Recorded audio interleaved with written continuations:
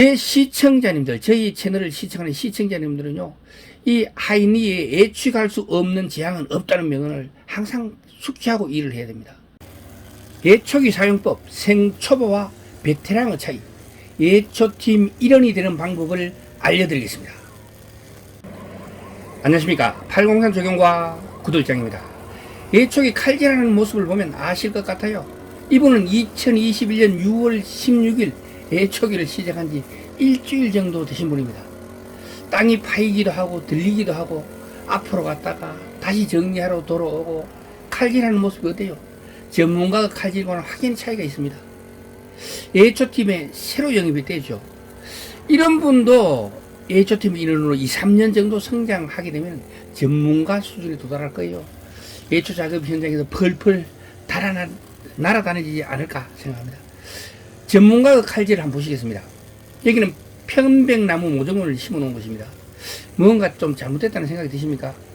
제가 조경 전문가로서 볼 때 관리할 수 없는 곳에 심는 묘목은요, 최소한 잡풀들의 키보다 더 클 때 심을 수 있습니다.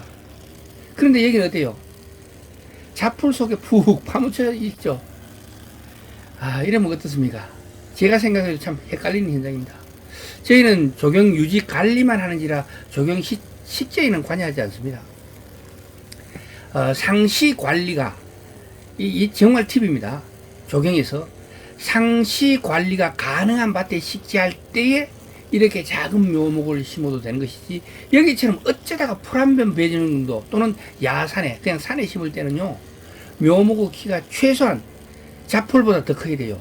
그래서 1m 50 이상은 되는 것을 심어야 햇볕 경쟁과 수분 경쟁과 영양 경쟁에서 잡풀을 이기고 자기만의 영역을 만들어가 정상적인 나무로 스스로 성장해 갈 수 있는 그런 기반을 닦을 수가 있습니다. 또 이분은 아파트 잔디밭을 깎은 경험이 있는 분이라고 하는데요. 어제 들어오신 분입니다. 이건 완전 리얼 재현입니다. 실제 현장 속도 영상 조절 없이 그대로 보여주는 거였어요. 무언가 차이를 느끼시나요? 자, 베테랑의 칼질을 잠시 보시겠습니다. 이분은 여기 예초팀에서 가장 일반적인 보통 수준으로 보시면 됩니다. 아주 잘하는 분도 아니고 아주 못하는 분도 아니고 진짜 전문가 수준 요래 보시면 됩니다.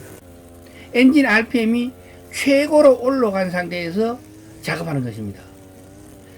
보시면 아시겠지만 좌면 우고하지 않고 가볍게 칼이 확 왔다 갔다 하죠. 이거는 여기 갔을 때 또 이쪽으로 왔을 때 아무 이상이 없을 것이라는 걸 감각적으로 알기 때문에 가능해요. 다음은 동시 영상입니다.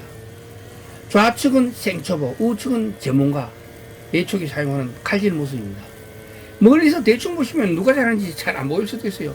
자세히 바라보면 금방 칼질이 다른 것을 알 수 있겠습니다. 이번에는 전문가와 일반인의 예초기 칼질을 따로따로 보시겠습니다. 먼저 전문가의 모습을 보시겠습니다. 다시 보니까 좀 다르다는 느낌이 들지요.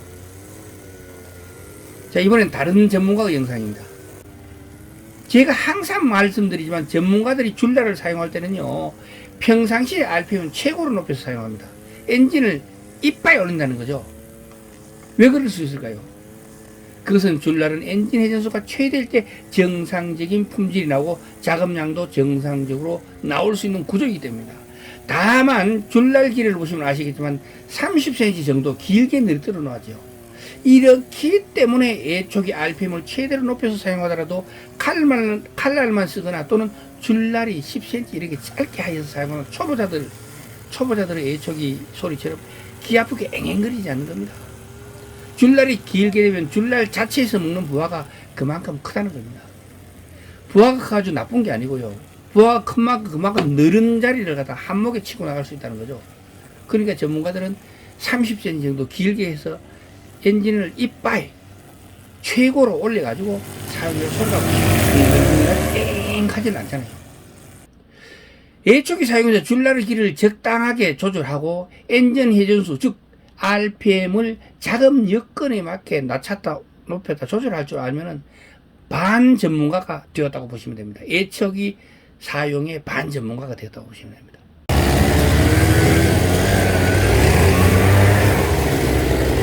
이 줄날의 길이 얼마예요? 30, 20 이상. 이거는 30 되겠는데.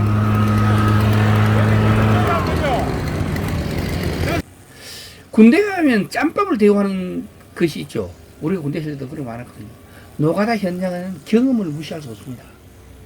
더군다나 위험한 공구를 만지는 A촉이나 엔진톱 현장에서 경험적 노하우는 작업의 효율성이 높아지게 되는 건 이유가 될 뿐만 아니라 다치지 않고 안전하게 일할 수 있는 중요한 능력의 잣대가 될 수 있는 것입니다.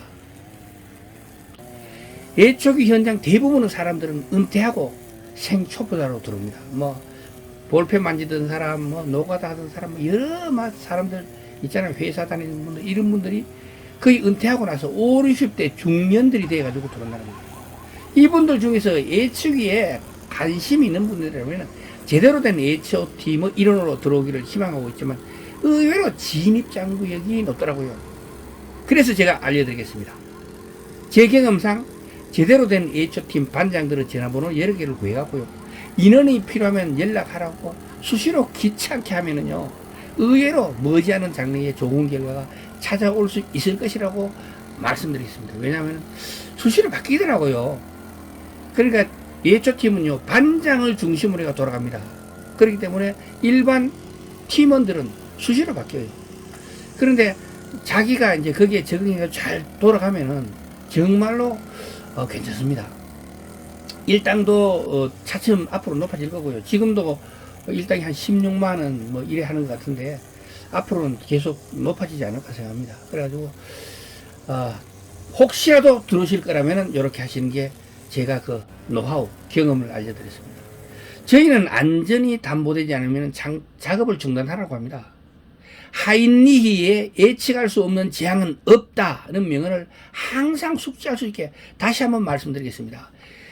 제 시청자님들, 저희 채널을 시청하는 시청자님들은요, 이 하인리히에 예측할 수 없는 재앙은 없다는 명언을 항상 숙지하고 일을 해야 됩니다.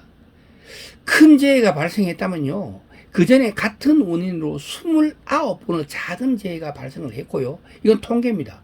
또 운 좋게 재난은 피했지만 같은 원인으로 부상을 당할 뻔한 위험, 그런 사건이 300번이 있었다는 것입니다. 그만큼 우리 주변에는 위험이 항상 존재하고 있다는 것입니다.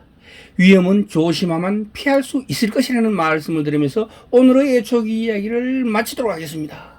동영상이 유익했다면 구독과 좋아요 부탁드리겠습니다. 지금까지 803 조경과 구들장이었습니다. 끝까지 시청해 주셔서 대단히 감사합니다.